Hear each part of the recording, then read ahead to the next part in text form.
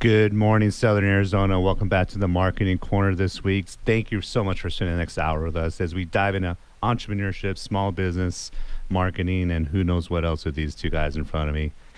One of the beauties of this show is that I don't necessarily tap in my own network all the time. You know, I get to spend time with my co-host. Today it's Mark Weiss, and my co-hosts get first dibs on who we bring in.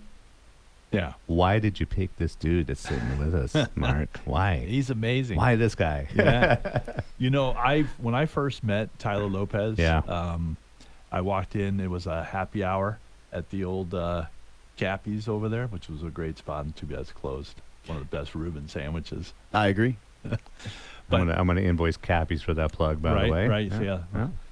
But yeah, there's here's Tyler in the middle of in the middle of the room with his team, and he's just coaching them up. And I was sitting there, and this guy was just dropping dimes left and right, and I was so impressed with his enthusiasm, with his energy, with just his with his wisdom. So right away, I was drawn in to what he had to say. So I've been following Tyler for a while, and once I found out that he became a newly published author, I really wanted to make sure he got on the show. I wanted to have him as a guest as fast as possible. Yeah, welcome Tyler Lopez to the show, man. Thank you, guys. I really appreciate it, Mark. That's super nice of you. You know, when we first met, it was really weird. Mark sits down at the table, and most people that come into our room, it's loud, and there's a lot of salespeople, a lot of deep personalities. But Mark is the one looking at me directly in the eyes, interested in what I have to say. So I think one of the things that we saw eye to eye on when I went, Mark, interested people are interesting people, and let's go. Let's talk about this. Absolutely. Spot on. Yeah, as soon as Tyler walks into the studio, there's this presence about this guy. Big time. Oh, thanks, man. Big time.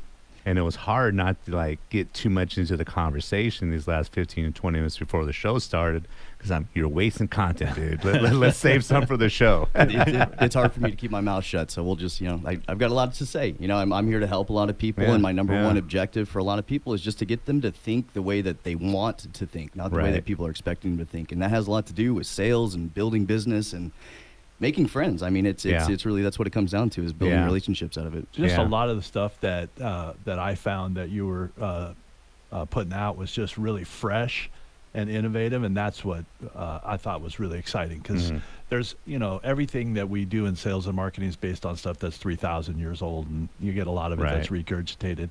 But to hear stuff that's fresh and contemporary and applicable, to today's market, and today, that's you just don't actionable. find that. So exactly.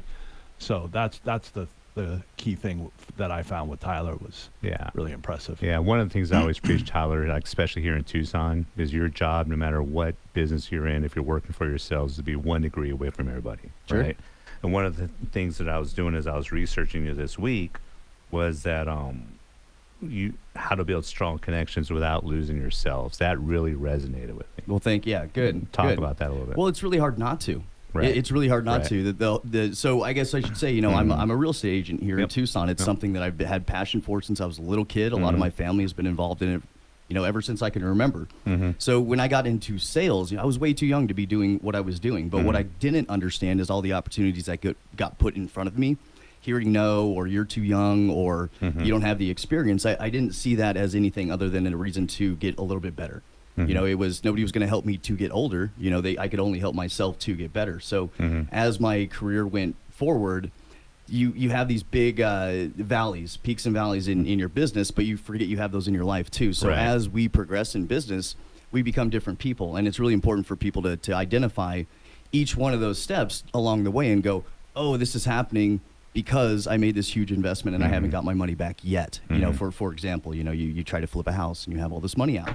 You get low and I'm broke and it's not going to sell, and what happens with the market? You have all these things going on in your head, and then you're looking for that external validation, and when it doesn't happen, you stay stagnant in your business and you forget to grow. The book, The Best Way to Do Everything Wrong, that I just wrote, is simply exactly about that, is how to recognize those things when they come up, and instead of going, hey, what do I do? Know that your intuition and your internal dialogue is, hey, keep going, because this is kind of what you asked for, not everything you asked for. Everybody wants it to be there at one point, rather than go, hey, Now I get to choose what I do with this. Great title, by the way. Thank you. The best way to do everything wrong. I mean, it's all about failing your way to success. Nobody likes learning how to do it the right way. There's not a right way. There is a wrong way, though.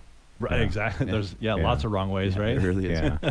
With each one of you, Mark, you're in auto sales with Mercedes Tucson. Mercedes-Benz of Tucson, Mercedes yes. of Tucson. Each one of you, even though you've built up a clientele over time, and they come back to you, more than once, I'm sure. What that statement resonated, how that statement resonated with me, and back in, even what I do now, I'm very conscientious of staying who I am, staying true to who I am, and not trying to be who my client wants me to be. You know Unapologetically, what I mean? Right? Yeah.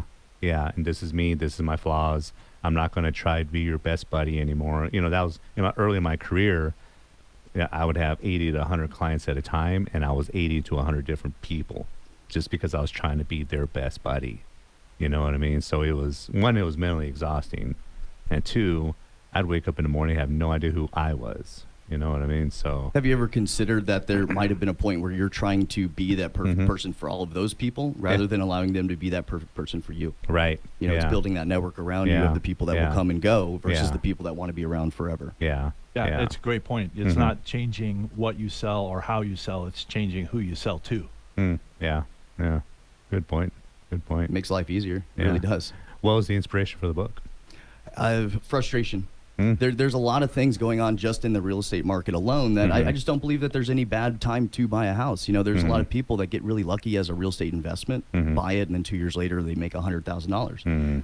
My job as a person and for my family is to be a professional investor. And if I've spent my whole life becoming one and I'm obsessed with 10 to 12% returns, and I go to a house and a 50% return's not enough, I know that there's a disconnect mentally, and it's because of all the outward things that people want to fight against because they want to be part of what's something, they want to be part of something bigger, but right now that something bigger is nothing. One of the chapters in the book is that no one notices nothing. And what I mean by that is inaction and sitting back and waiting for the right time actually diminishes your reputation and your ability to start moving forward, because the people that want other people to be part of it see the people doing nothing and go, we can dismiss, who's going to be part of that, let's say, tribe or mafia pretty quick. And we get to identify that once we get mentally prepared on how to do that. That's and a make great rules point. to do it. Yeah. Really If you're good. listening out there, if you have any questions for Mark, Tyler, or myself, 520-790-2040, 520-790-2040. We're just in the first segment. This has gone way deep already. I'm so excited. Yeah. I'm so excited to be here this morning. So, This hour's going to go by quick, by the way.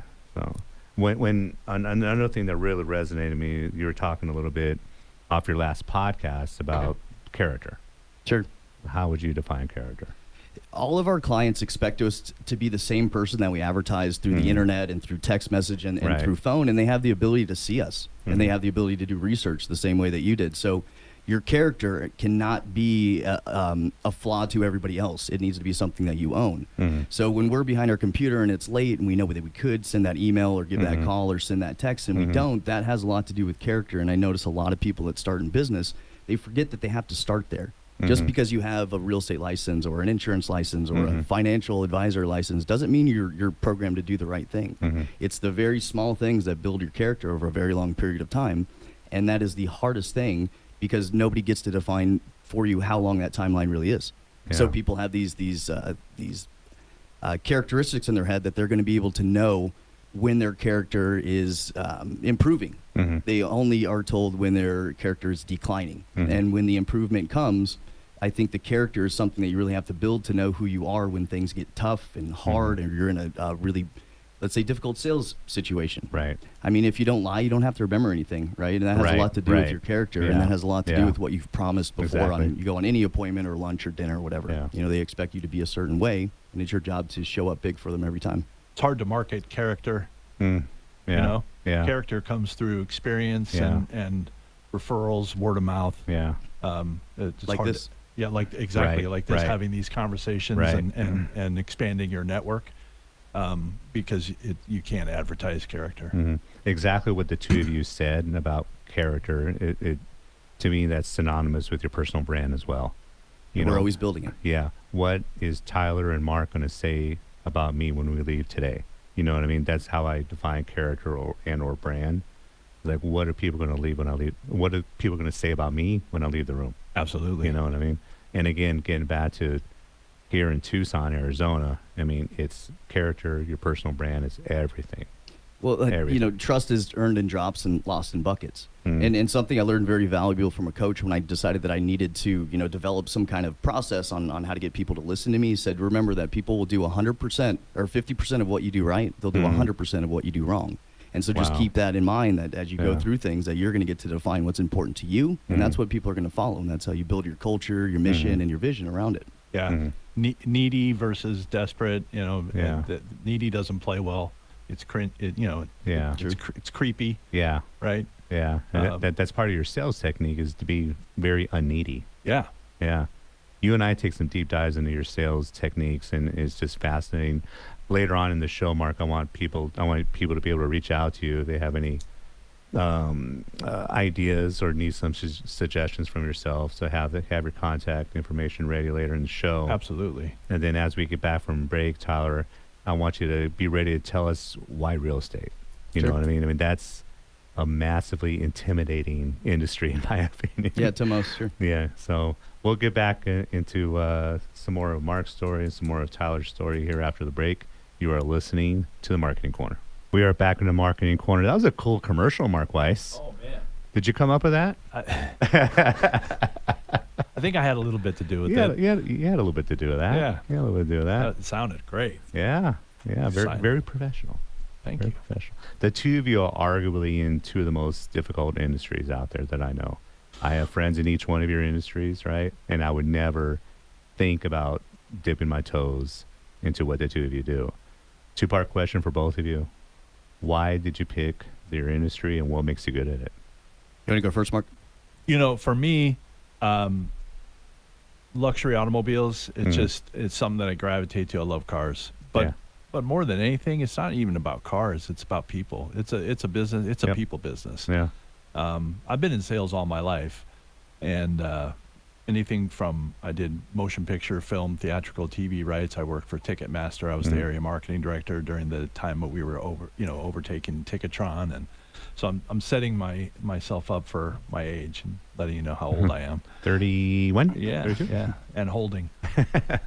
But I just gravitated towards it after I started doing it in '98, just because you're just constantly meeting new people. It's just new people, new personalities daily, and I really enjoy the challenge with people. You're a little competitive, right? A little, yeah. Not a bad thing. Nope, not at all. Healthy competition. I mean, I think that kind of keeps you moving, keeps you motivated. Yeah. Right. Moving forward, striving to hit goals, knock them down. See who can get there first. Yeah. Yeah. You and my good buddy Fernando have gone at it. Yeah. And he's a great guy. Great guy. Tremendous. He's dude. a tough competitor as well. Yeah. So don't let his quietness. Don't let those little baby looks. It's always the quiet guys you gotta look out for, right? Participation trophies don't pay. Right. So.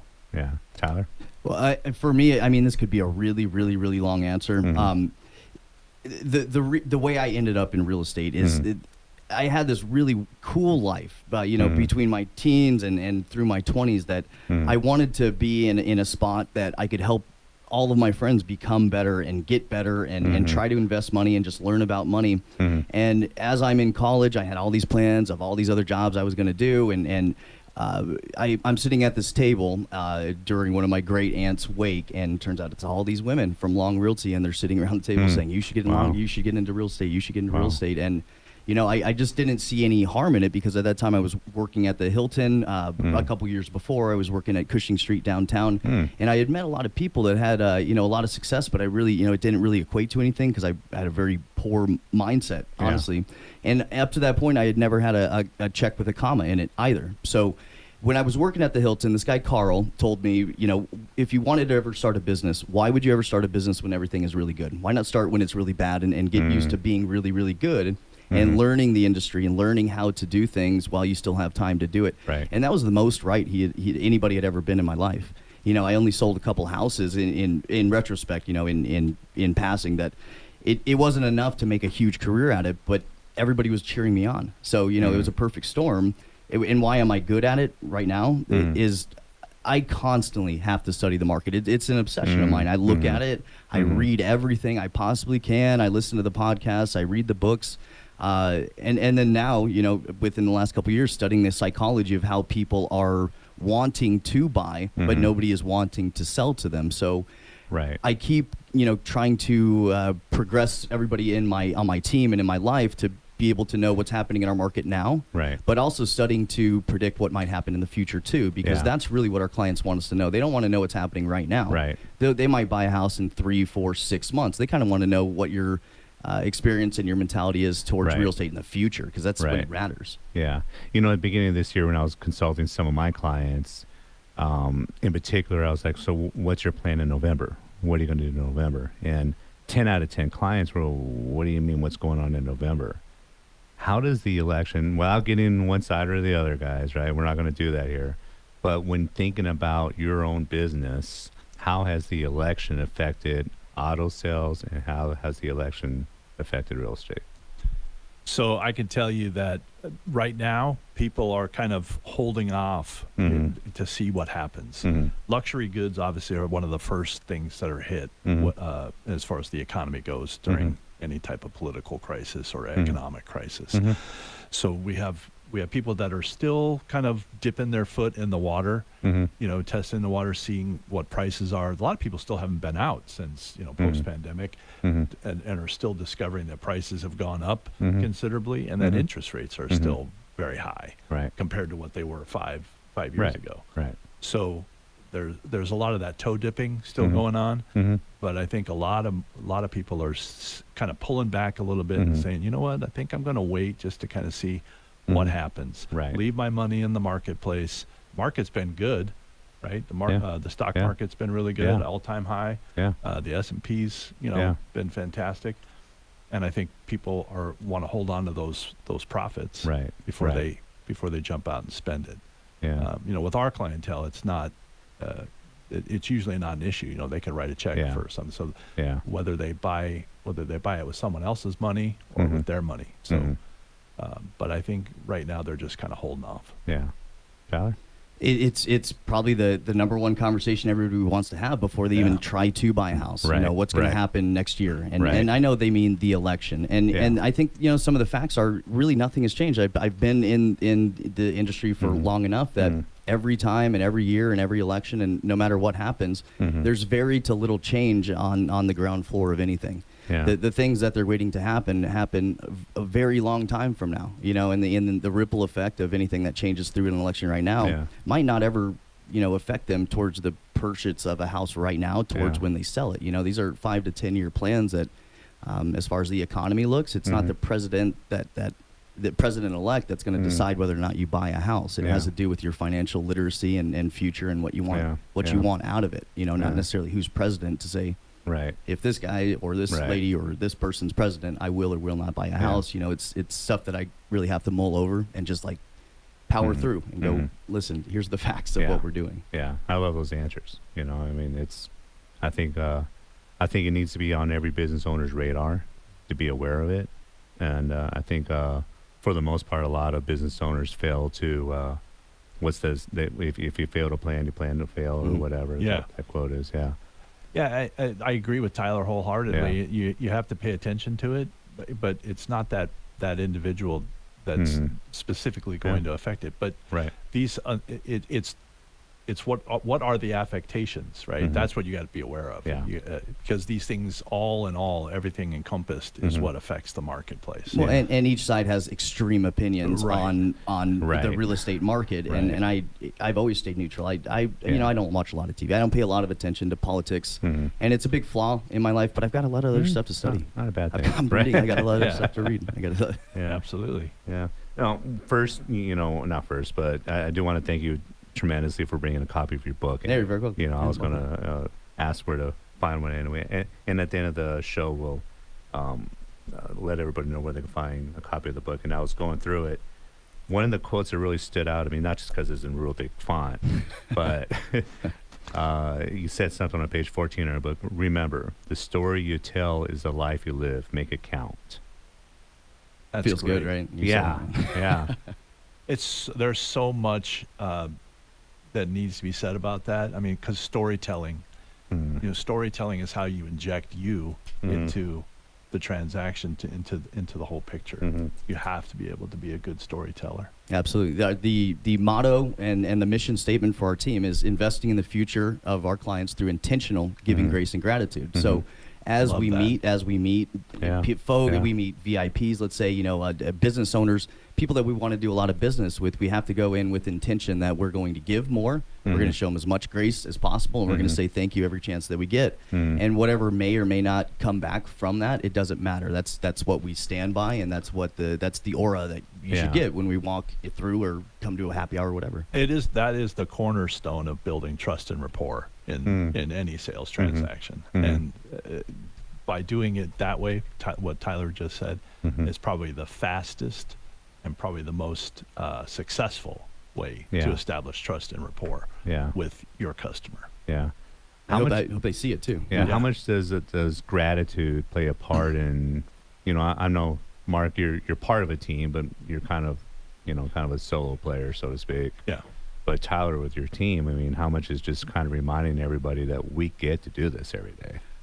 I have to see it from the ownership perspective. Yeah. I if anybody on my team called in right now, they would 100% say that I give as much as whatever I have in my pocket. Any given day, whatever I have, whatever you need, no matter who it is. If there's anything in your way from us either being friends or becoming business partners or you buying it, whatever it is, I promise you I either have picked up that hobby and I know how to do it with you and we can become friends. If I don't know what we're talking about, I'm going to go do my research and impress you when we come back. And it's just that mutual respect that to build at lasting relationships, whether it's a 10-minute, 15-minute, or 50-year relationship, it's the intentionality that you give them when you're in front of them. Yeah, absolutely. And even though it looks like I'm a solo guy out in front, but I have a team of managers that they're my success is what they're concerned about, and I make sure that I thank them every day for helping me be successful. Yeah. So. Yeah. Everybody out there, we're about halfway through the Marketing Corner. We'll see you after this break. And welcome back to the Marketing Corner. My name's Sean Campbell. Mark, you remember our first mandate? I wish you guys could see the look on his face right now. We're not sharing a coffee. We had a coffee together at Starbucks and kind of getting to know each other. And what did you and I learn about each other?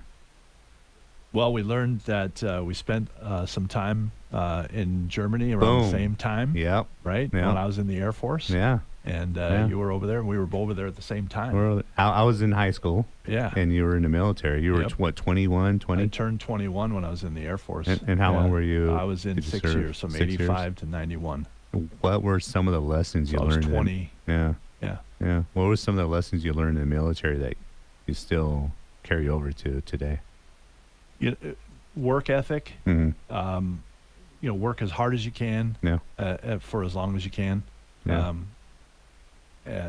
Character. You got one thing that really differentiates you from everybody else, and that's your word. Yeah. Are you a person of your word? Yeah. Do you follow through on your commitments? Yeah. In the Air Force, if you're a mechanic and it says 4 3/4 turns, for that particular bolt, it better be 4 3/4 turns, not 5, not 4.5. Yeah. Because somebody else's life is on the line. So, it's just those things. Commitment. Honor your commitments, right? Those would be the key takeaways. Yeah. Friendships, relationships. I mean, I'm still friends with guys that I serve with. Yeah. Which is, for me, just sharing that brotherhood, that bond. Yeah. Tyler, some of your, you went to college here at the U of A, or? I did, yeah. Yeah. What were some of the lessons you learned while at the university that carry over with your business today? There's a lot of focus in my life of speaking to the younger generation, and telling them, what do they think they missed out on, and what kind of things did I go through that they might not ever understand. And what I've noticed about college right now is that the reason why I went is to learn how to learn, and people completely they've abandoned that whole idea. It's learning about something, but what we know about college now in hindsight is that I learned how to talk about everything. I was paying a lot of attention on how to be conversational about certain things that I knew intelligent people in my head would be talking about. And so when you get a bachelor's degree, it's to learn, to have a schedule and to have people rely on you and have your peers rely on you. And, those were a lot of lessons in college. But, ultimately I learned how to use Excel very well. I learned how to do a pitch deck, and then I learned how to speak to people. So the lessons that you learn in college are really how to be responsible for yourself without the validation of other people saying, oh, what is your major, and see if they get excited or not. You would go around campus and being let down. So that's, it's how kids without a drill sergeant can learn their own militant style of life, right? Yeah. How much is the fear of failure affecting this upcoming generation, in your opinion? They have the fear of action. A complete disembolishment of needing of wanting to get started. Something I've said for a long time is to develop the habit of getting started, and most people put a timeline on what those goals are, like we were talking about before. But once you actually just get started, none of it takes nearly as long as you think it should. Yeah, and nobody's wanting to learn those steps ahead, and I think it's because they think it might be automated or taken over, or nobody would ever hire me, and they're right. Yeah. On page 53 of your book, you have, when choosing between the two options, the harder one is the right one. Right. Kind of the same.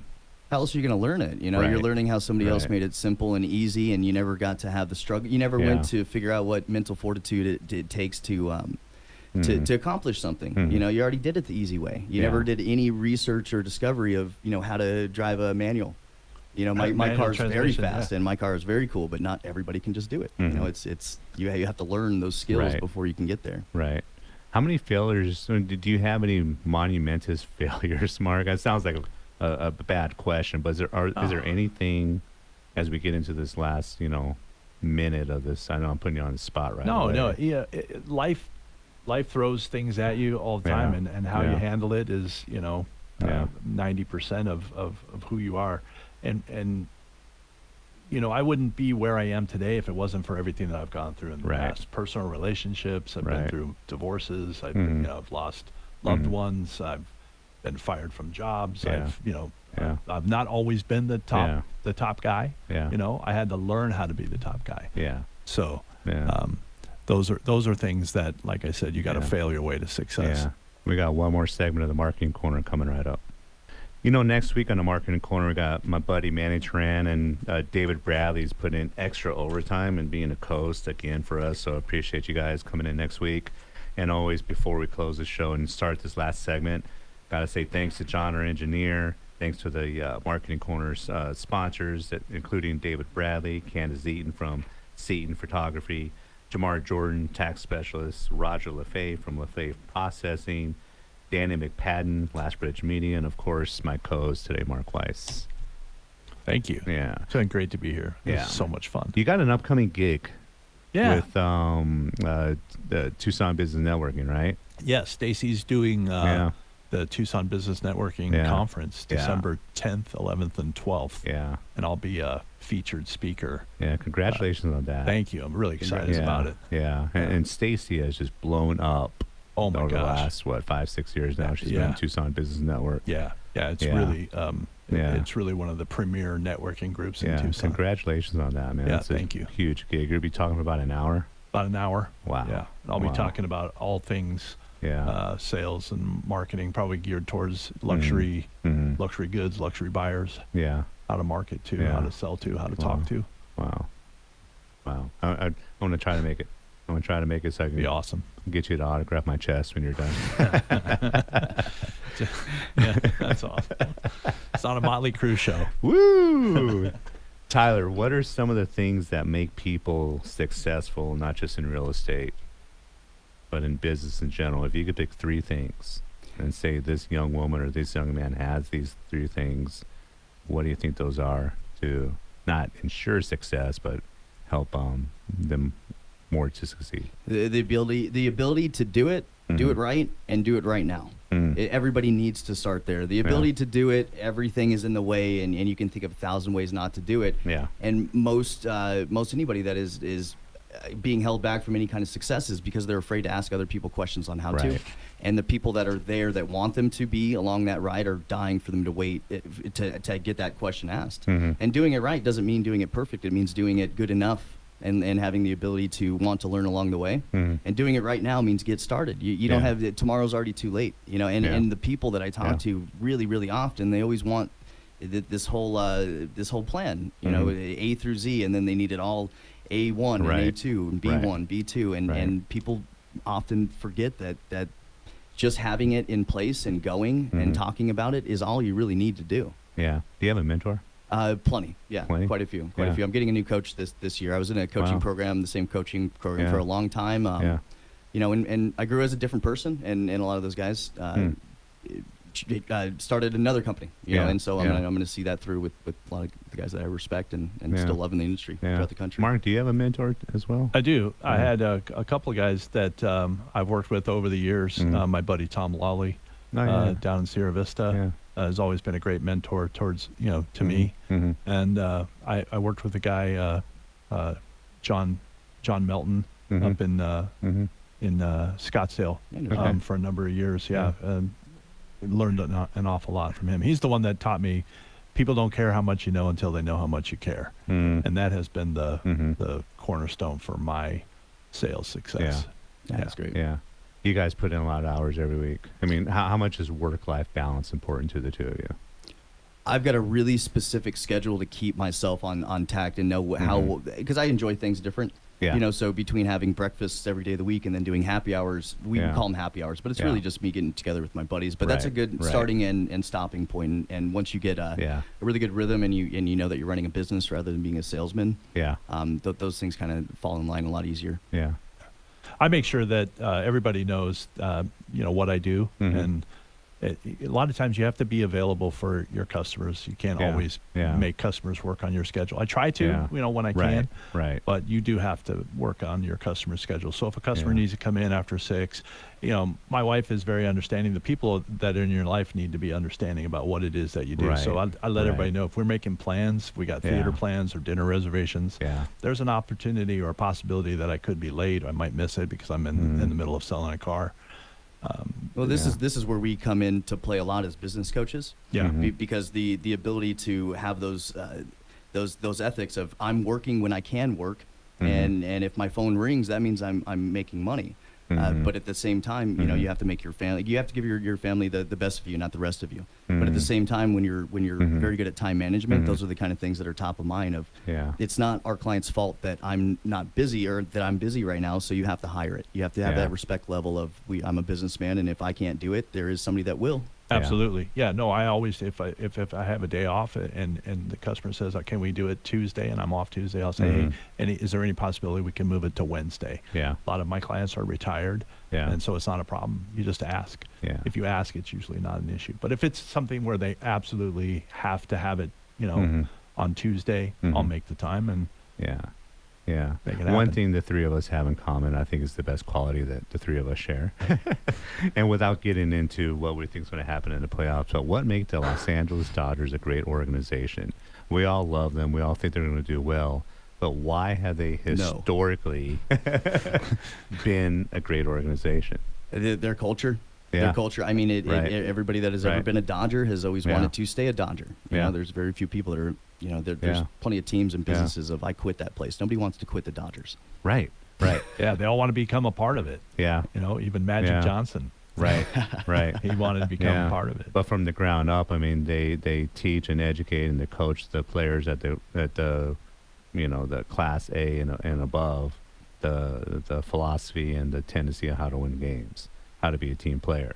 Absolutely. And culture is key. The history of the franchise alone. Jackie Robinson, right? You know, and all the players that they were so advanced in their scouting and going elsewhere than just within the U.S., right? The legacy factor that has came from the Dodgers. As an executive, I think if you don't honor that and pay tribute to it, you're disrespecting the franchise. You're disrespecting the position. I was in Dodger Stadium over the 4th of July weekend, and it's an experience. I'm sure. You know, it's like being in Disneyland, right? Every single detail of that stadium is paid attention to. Intentional. Yeah, whereas I'm not gonna say the other stadium I visited recently, the one up the street. You could tell that it's not as beloved or cherished by ownership, by who's you know what I mean? Yeah, it's not steeped in the history. That's why they're leaving. Yeah, exactly. That's why they're going. Yeah. So. Bye-bye. Yeah, but kind of bringing that back around to business. I mean, what are the lessons that you probably apply that are still kind of parallel to what the Dodgers do in their organization? If I can speak to that, I would. It's the legacy. It's the history. It's the guys that came before me. Right. The guys that came before me. Everything that I do is a piece of someone else that I learned from before me. So I'm not reinventing the wheel. Right. I'm just taking it and making it my own. And that's the key. Talent borrows, genius steals. Yeah. Yeah. I'm a big believer in that. Absolutely. And I don't mean it in a negative way. No, not at all. Yeah, you just take it and make it your own. On our team, my saying to them is, my job is to get you what you said you wanted. And when you're a Dodger, it's hey, you want to win a batting title, you want to win a Cy Young. This is how you do it, and this is where you do it. This is, and anything less than that isn't a failure. It's just all part of it. Right. Yeah. Right. I had this honor of meeting. He was an assistant to the GM of the Dodgers back when Tommy Lasorda was the manager, and one of the biggest lessons he learned from Tommy Lasorda is when you really want something, you don't text or email or give him a call. You go face to face, right? You go belly to belly for that big ask. Is there any time that in your guys' careers where you wish you would have got up, drove over to the person's place, and asked for a big, instead of just texting? Oh, absolutely. Yeah. Yeah.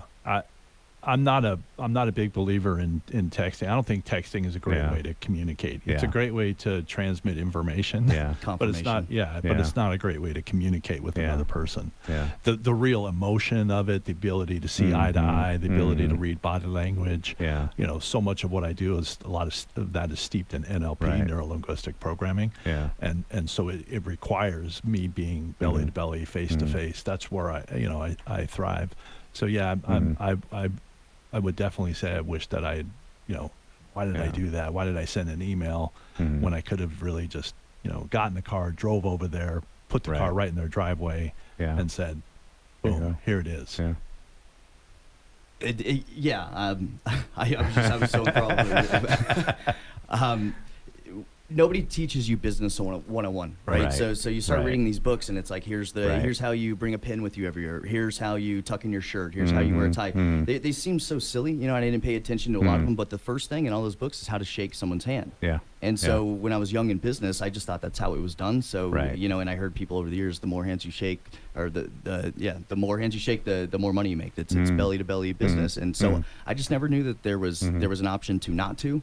So when people are like, oh, I text him, or I left him a voicemail, it's like, then a man is a handshake is a man's word, and whatever that means now, it's not how I was accustomed to train myself to do. Yeah.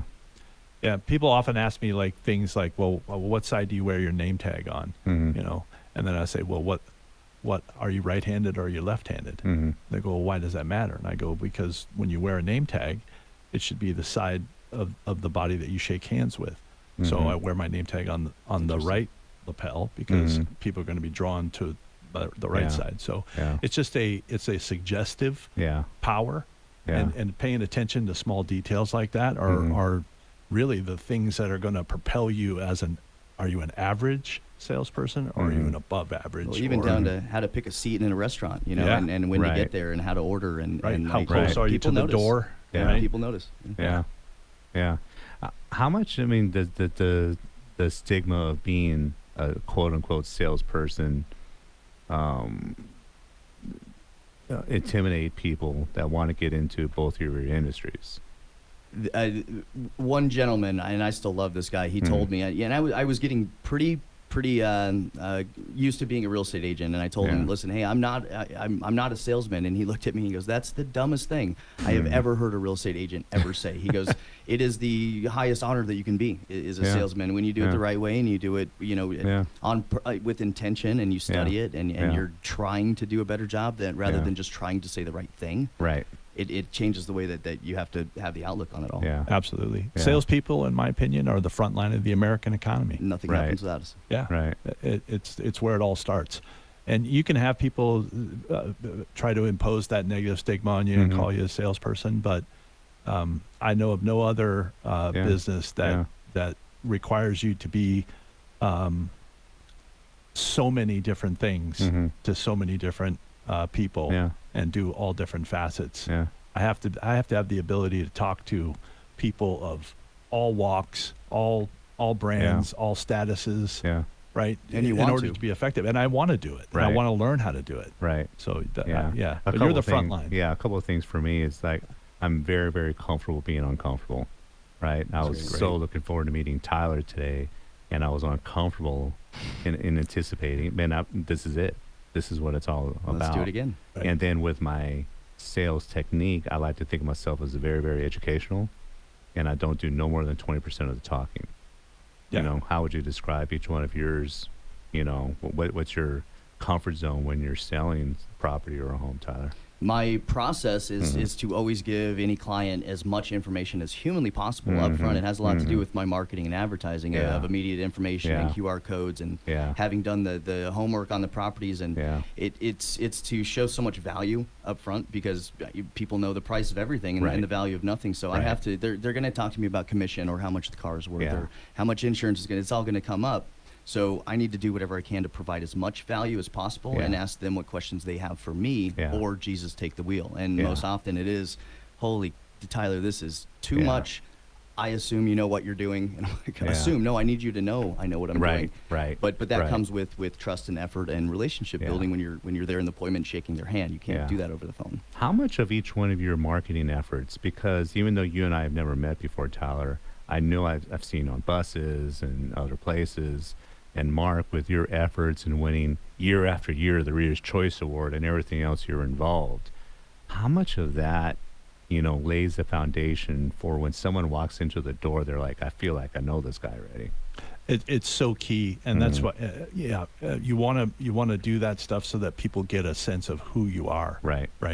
It's really important for them to kind of have a feel, especially like for me. What I do, I don't get an ROI off of placing an ad right away because it doesn't necessarily translate into a sale. I'm going to make a snippet of what you just said and play it like 20 times this week. It drives me crazy. What's my ROI on that? I'm like, do you have any idea what brand awareness is? Exactly. That's exactly what it is. What I want is I want to be top of mind when someone is in front of somebody that's in the market for an automobile. So that they say, hey, I understand you're looking for a car. You need to talk to Mark Weiss before you do anything. I understand too that not everybody's going to be able to buy a car from me. It's not going to happen, and you're not realistic if you're thinking that way. But as long as people recognize that they can come to me, ask me for advice, ask me to go through the process with them, I want to make sure that they're getting treated fairly. Then make sure that they're getting a good deal. I want to erase the negative stigma of auto salespeople as well. That's another one of my missions. So I want to make sure that people are having the best positive experience. And I can't do anything after the fact. If you've already pulled the trigger and made the mistake, I can't fix it. But I can do something beforehand. With all the noise out there, on average, if someone has never heard of yourself, Mark, or Tyler, it takes about 20 to 25 times on average before someone understands what the two of you do in your brand. Right. Sure. Yeah. So the two of you do a tremendous job of getting your name out there, so people kind of like already kind of know you. They feel they know you ahead of time. Whether they see you or hear you on the show, or they see one of the snippets, or see you on the podcast later. People just still in today's world with the extra noise on social media and everything else that we hear and see, they still don't understand that concept, and it drives me up the wall. What's really important of what you're saying to me is that unless you meet the people that see and observe and hear and listen and watch the videos or whatever, it seems like showing off until you meet them. Then it comes off as vulnerability and they want to do business with you. So you have to kind of be in front of them to make sense of it. Otherwise, you're just like, hey, look at all this cool stuff I'm doing, and you don't get a chance to explain it. But it's for you to be proud of. And follow and be part of it. It has a lot to do with it. That's key. That's great. Outside of really truly wanting to provide value and information as we have over the last hour almost, another key component, and I was criticized when I started this show, like, why are you doing radio? Why are you doing traditional? Well, watch my butt on YouTube and Spotify and see all the trailers I'm going to put out there, and then you'll understand. Then you'll get it, dude. Yeah. But yeah, I was criticized heavily by a few people. That's crazy. Keep going. Yeah, put a little chip on my shoulder. Let's go. Any last words, Tyler? We got about 40 seconds left. Everything is always a thank you to everybody that helps me no, do thank all you. this. Yeah, I do have yeah. to pitch Angel Charity of Tucson. That's one of our biggest things that we do. My wife it's very important to her. The Angel Balls this year, and we do whatever we can to make sure we give as much to the kids and give back to the community. Yeah. My special co-host today, Mark Weiss. Your first time with me. Yeah. Did you dig it? I loved it. Are we going to do it again? Absolutely. Yeah, it goes Yeah. here. Yeah. Yeah, and special thanks again to John, the engineer, and thank you all for listening on the Marketing Corner. Next week, Manny Turan, David Bradley. It's going to be huge. Huge.